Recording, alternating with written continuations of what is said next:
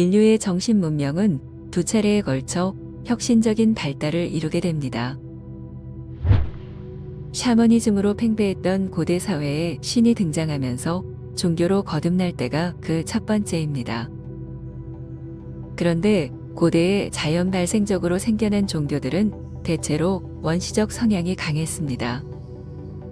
왜냐하면 선민주의와 유일신 신앙을 기반으로 하고 있기 때문입니다. 이런 획일적 사상에 물들어 있던 인류는 또 한 번의 도약을 갖게 됩니다. 그것은 바로 선민주의를 부숴 인류 보편의 사상체계로 바꾸면서 비롯하는데, 그 대표적 인물이 예수와 마호메트입니다. 이들에 의해 구약의 원시 사상은 일정 부분 해석됩니다. 하지만 아쉽게도 유일신 신앙의 유물만은 그대로 남아 있습니다. 이것이 크고 작은 분란을 끊임없이 야기하고 있는 현실이지요. 따라서 현재의 인류가 또 한 차례 정신적 도약을 하기 위해서는 어떻게 하든 유일신 신앙을 넘어서야 합니다. 그렇다면 불교는 어떨까요? 불교는 시작부터 선민 사상이나 유일신 신앙 같은 건 털억만큼도 있지 않았습니다. 게다가 범실론 같은 것도 그다지 중요하게 생각하지도 않습니다. 불교의 포인트는 오로지 인간 하나하나의 완성입니다. 그렇기에 세월이 흐르고 시대가 바뀐다고 해서 업그레이드할 부분이 눈에 띄지 않습니다. 세상은 바뀌어도 불법은 영원할 수밖에 없는 이치입니다. 진리가 변할 수는 없으니까요. 그렇다면 불교가 널리 퍼지면 현재 인류의 정신 문명이 한 단계 더 높게 진보하게 될까요? 당연합니다. 그런데 그러기 위해서는 시다르타의 가르침을 온전히 되살리는 것이 선행돼야 합니다. 안타까운 일이지만 현재의 불교는 힌두교 사상으로 도배가 되어 위태롭기 짝이 없습니다. 대저 정신 문명이란 인류의 보편적 이성 수준이 올라가야 진보하게 됩니다. 그런데 이성을 마비시키는 핵심적 두 가지 요소에 걸려 정체되어 있는 현실입니다. 그것은 바로 체험과 믿음입니다.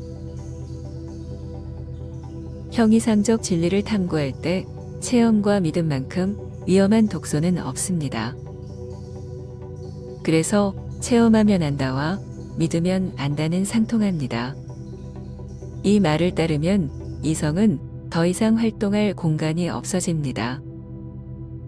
이때부터 주관의 늪에 빠져 영적 성장은 시계추처럼 멈추고 맙니다. 믿으면 안다는 명제는 잘 알다시피 일반적인 종교의 대강령입니다. 그리고 체험하면 안다는 불교를 비롯한 수행 종교의 변치 않는 원칙입니다. 결국 인류의 정신 문명을 이끌고 있는 모든 종교가 체험과 믿음을 기치로 올림으로써 이성의 발달을 철저히 봉쇄하고 있는 것입니다. 상황이 이럴진데 어떻게 정신 문명이 도약할 수 있겠습니까? 이러니 물질 문명에 비해 정신 문명이 크게 뒤떨어진다는 걱정이 나오는 것입니다. 그렇다면 어떻게 해야 할까요? 답은 간단합니다. 수행자의 체험 타령과 종교인의 믿음 타령만 종식하면 됩니다. 이 두 가지 타령만 입에서 나오지 않으면 지구상의 인류는 한 차원 더 높은 정신 문명을 맞이하게 될 것입니다. 그러려면 먼저 불교의 체험 타령부터 바로잡아야 하겠지요. 도대체 언제까지 체험에 숨어서 선지식인 척 연기하고 법통이나 인가로 유치한 장난을 하실 건가요? 물론 오랜 세월 동안 불교를 지탱하기 위해 선지식의 가면과 법맥의 권위가 필요했던 건 사실입니다. 하지만 과학 문명이 훌쩍 성장한 오늘의 시점엔 그런 장난을 멈출 때도 되지 않았나요? 사실 체험을 제1원인의 화두를 푸는 수단으로 쓰면 상관없습니다. 다시 말해 진리를 깨우치는 하나의 과정으로 활용하는 것입니다. 하지만 수행자치고 진리를 깨닫고 싶어하는 분은 문헌상에서도 거의 보이지 않습니다. 왜냐하면 수행자들은 아느냐 모르느냐의 진리적 영역을 철저히 거부하기 때문입니다. 이들은 오로지 체험만이 진리라고 맹신하고 있고 그래서 불린 문자를 입에 달고 살게 됩니다. 이는 결국 진리를 모른다는 자백이고 그렇다 보니 몰라 오직 모를 뿐 등을 포장지로 가져다 쓰기에 급급한 현실입니다. 원석을 예로 들면 이것을 갈고 닦을 때 그 가치가 나오게 됩니다.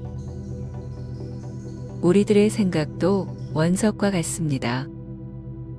생각을 정교하게 다듬고 발전시켜 빛을 내는 것이 깨달음이고요. 그런데 생각을 아예 없애려 한다면 이는 원석을 망치로 때려 부수는 것과 다르지 않습니다. 생각을 옴짝달싹 못하게 붙들어매는 신앙도 마찬가지입니다. 이건 원석이 있는데 이것을 아무도 건드리지 못하게 그냥 방치하는 꼴이지요. 그렇기에 신앙이나 체험은 모두 원석의 가치를 살려내지 못하게 됩니다.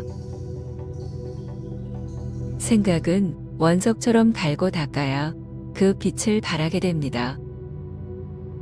이렇게 인류 문명이 발전해 왔고 앞으로도 영원히 그럴 것입니다. 그러려면 형이상적 진리에 대한 이심과 의문의 끈을 놓아서는 안 됩니다. 이것이 한국 불교의 대가는 간화선이 여타 수행보다 뛰어난 이유입니다. 다만 불필요한 공안을 삼가고 제1원인을 이성적으로 탐구해야 할 것입니다.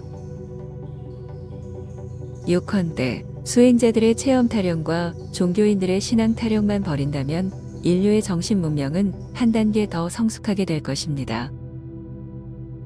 이렇게 해서 새롭게 등장한 인류는 가히 영성 인류라는 소리를 듣게 되겠지요.